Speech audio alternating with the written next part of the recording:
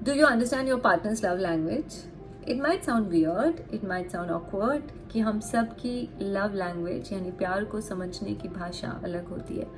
हम हमारी रूह जिस प्यार को समझती है या जो चीज़ हमारे अंदर जाती है वो हर एक की वेरी करती है from person to person. Now let's try to understand कि how many types of love language is there.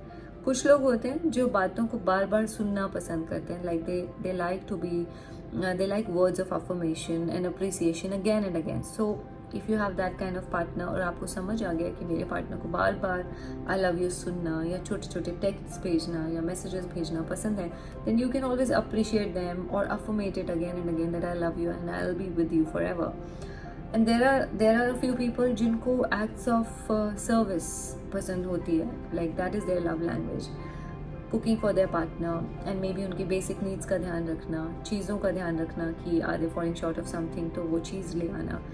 They might not say love you again and again but if they are doing this, क्योंकि sometimes the silent things इन चीज़ों में की कोई आवाज़ नहीं होती, इस भाषा की कोई आवाज़ नहीं होती. But and we also take other person for granted कि क्या ही हो गया अगर इतना ही काम कर दिया, he will do this much. See, there is nothing obvious कि वो ये करेगा ही करेगा, but if he is doing that, if he is really taking care of your needs और जो चीज़ें आपको चाहिए, so then definitely this is his love language. और अगर हमें समझ आ गई है उनकी love language की, तो we also should reciprocate in that kind of language. Thirdly, there are few people जो कि quality time पसंद करते हैं आपस में बिताना.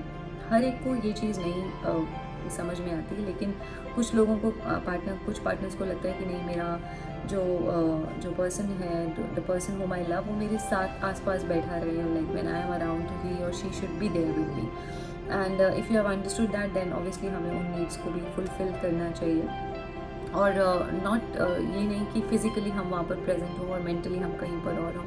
सो try to be physically and mentally both present and emotionally also present with the partner when he or she is around.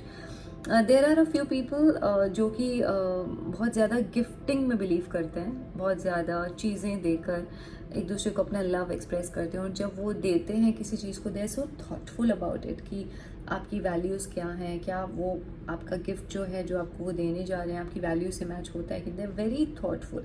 They will deeply introspect and think what you require actually, और फिर वो आपकी needs पर based आपको कोई बहुत अच्छी चीज़ देते हैं. And they keep on doing these kind of things for you.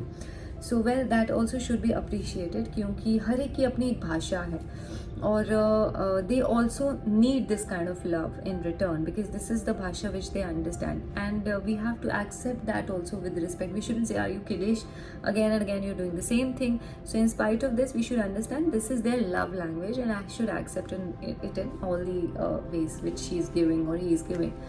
And lastly जो मोस्ट इम्पॉर्टेंट है, तेरे कुछ लोग फिजिकली कडल करना, टच करना, जो कि सबसे ज़्यादा अहम भी है और इम्पॉर्टेंट भी है for humans, because human touch is very important for humans to grow also. Brain में इतने अच्छे केमिकल्स रिलीज होते हैं when we touch each other, और एक दूसरे की प्रेजेंस हमें फील होती है through touching, cuddling. So a few people really just keep touching when they are quite affectionate towards their partner.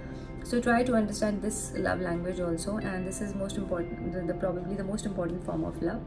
And हर एक की अलग होती है ये भाषा. So इसके लिए हम ये नहीं कह सकते कि why you acting weird, why do you do like this. We have to come to that level and understand and make them understand your love language also, and then only we can come to a certain point together. I just hope